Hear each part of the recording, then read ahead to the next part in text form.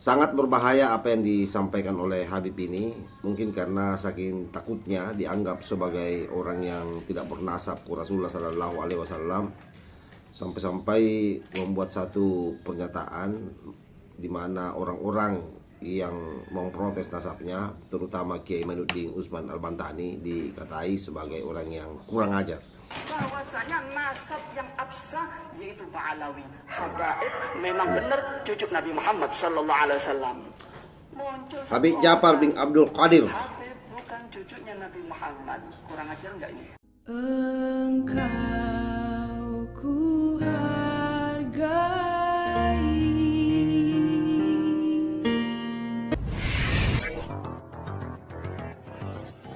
Assalamualaikum warahmatullahi wabarakatuh. Om Swastiastu, Namo Buddhaya, salam kebajikan. Sahabat-sahabat Tolang Sembilang yang saya hormati dimanapun juga berada, beredar viral lagi video penjejalan nasab yang dilakukan oleh salah satu oknum habaib yang sepertinya memang saking takutnya kehilangan pangkatnya sebagai cucu Rasulullah, sehingga membangun narasi di tengah-tengah umat bahwa orang-orang yang membahas atau mencurigai nasabnya atau bahkan yang mengatakan bahwa Ba'alawi itu bukan suriat Rasulullah adalah orang yang kurang ajar. Ya, tentu ini diperuntukkan oleh Kiai Imad CS, diperuntukkan kepada Kiai Imad CS, sekalipun dalam narasi yang disampaikan itu tidak menyebut nama, karena memang orang-orang ini cara membangun narasinya itu seolah-olah santun, seolah-olah apa istilahnya ya, mereka pintarlah menutupi diri dari penyebutan nama-nama. Tetapi kan kalau kita bicara konteks yang dia bahasakan, sepertinya ya memang mengarah ke Kiai Imanuddin Utsman Al-Bantani sebagai orang yang pertama kali mengeluarkan hasil penelitian terkait dengan kepalsuan nasabnya. Nah, bagaimana pernyataannya? Itu coba kita simak secara bersama-sama. Ini saya putarkan ya.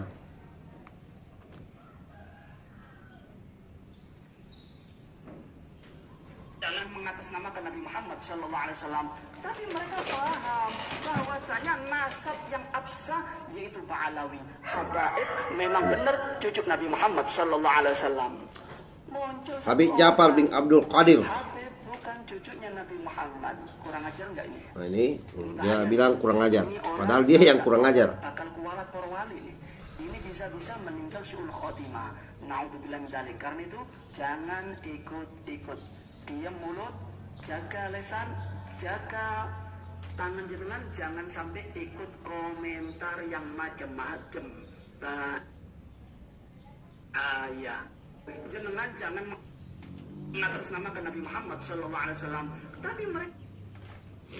Nah, itu videonya. Jadi saya kira jelas ya, kita dengar bagaimana pernyataan itu keluar dari seorang oknum habaib yang namanya Habib Ja'far bin Abdul Qadir. Nggak tahu ini cucu keberapa ini dari Rasulullah Sallallahu Alaihi Wasallam, karena kalau bahas mic itu kan pindah-pindah dia. Kadang-kadang dia utang ke 28, di persidangan dia bilang utang ke 29, kadang-kadang juga dia bilang 38, tidak tahu yang mana yang benar. Karena itu memang orang-orang ini semua saya kira solusinya cuma satu. Kalau tidak mampu memperlihatkan data, fakta berdasarkan kitab-kitab nasab yang ada, yang sejaman dengan leluhurnya yang dia sebut dengan Ubaidillah, maka sebaiknya memang melakukan tes DNA. Karena Bung Rizik sendiri pernah mengatakan bahwa tidak akan mungkin cucu Rasulullah Sallallahu Alaihi Wasallam berbeda dengan DNA daripada Rasulullah Sallallahu Alaihi Wasallam. Oleh karena itu memang sekali lagi untuk membuktikan ini semua, supaya kemudian mereka ini tidak keluar-keluar kemana-mana mempengaruhi orang untuk membenci orang-orang yang membahas nasabnya. Kasihan sebenarnya, karena kemudian dia menjadi capek, lelah hanya untuk bagaimana berjuang keras memberikan keyakinan ke masyarakat dengan argumentasinya yang berulang-ulang di mana-mana bahwa mereka cucu Rasulullah, padahal faktanya tidak ada kitab nasab yang menuliskan bahwa kakeknya itu yang namanya Ubaidillah tersambung ke Rasulullah Sallallahu Alaihi Wasallam, terutama pada abad-abad 3, 4, 5 dan 6 Hijriah, bahkan ke 7 Hijriah. Jadi ada sekitar 500 tahun kalau berdasarkan penulisan Kiai Imanuddin, penelitian Kiai Imanuddin itu 551 tahun terputus. Lalu hasil tes DNA juga sampai hari ini tidak ada satupun dari mereka yang mengarah ke gen Bani Hashim ataupun Bani Muthalib. Arahnya itu ya ke gen Yahudi. Nah itu yang kalau ini diungkap memang pasti akan membuat mereka semakin emosi dan marah-marah. Tetapi apapun itu, bahwa kita mengungkap ini semua bukan karena kita membenci person-person di kalangan habaib, bukan juga membenci secara umum, tetapi hanya berupaya mengungkapkan fakta yang sebenarnya kepada umat. Kenapa? Karena pengakuan sebagai cucu Rasulullah Sallallahu Alaihi Wasallam itu sangat berbahaya dan merusak akidah. Seandainya bukan sandarannya ke Rasulullah, saya kira tidak ada masalah. Tapi ini masalahnya adalah sandarannya ke Rasulullah Sallallahu Alaihi Wasallam, junjungan kita, yang merupakan orang suci, orang yang menjadi panutan seluruh umat di dunia, tidak saja umat Islam. Lalu ada orang sekonyong-konyong mengaku-ngaku sebagai cucunya, tapi dominan dari mereka perilakunya itu sangat biadab.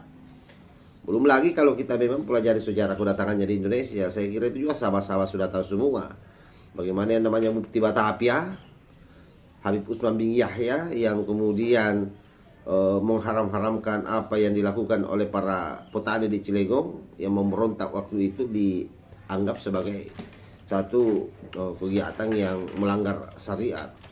Nah, kelihatan sekali bahwa memang mereka ini digunakan oleh Belanda, antek ya istilahnya. Jadi bukan pengkhianat, tapi antek dari Belanda. Dan saya kira itu hanya salah satu contoh di dataran Nusantara ini, bagaimana perilaku barbar mereka, dan itu sudah terkuat satu persatu ke publik, yang mereka memang saya yakini akan kelimpungan dengan situasi yang dia hadapi hari ini.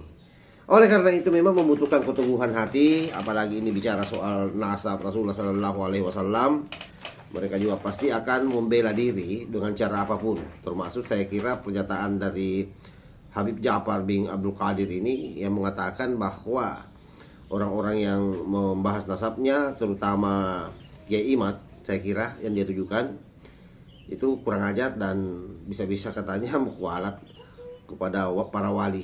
Nah, itu doktrin yang tidak boleh kita mendengarnya, tidak boleh kita mengikutinya, karena itu hanya pembelaan sebenarnya terhadap posisi dirinya yang hari ini betul-betul terdegradasi. Nah, jadi sesungguhnya ya mereka yang kualat. Saya kira itu ya yang saya sampaikan. Mudah-mudahan video ini ada manfaatnya untuk memberikan penguatan kepada kita semua untuk terus berjuang bagaimana meluruskan nasab Rasulullah Sallallahu Alaihi Wasallam dari cangkukan orang yang biadab. Wallahul muwaffiq ila aqwamit thariq. Wassalamualaikum warahmatullahi wabarakatuh.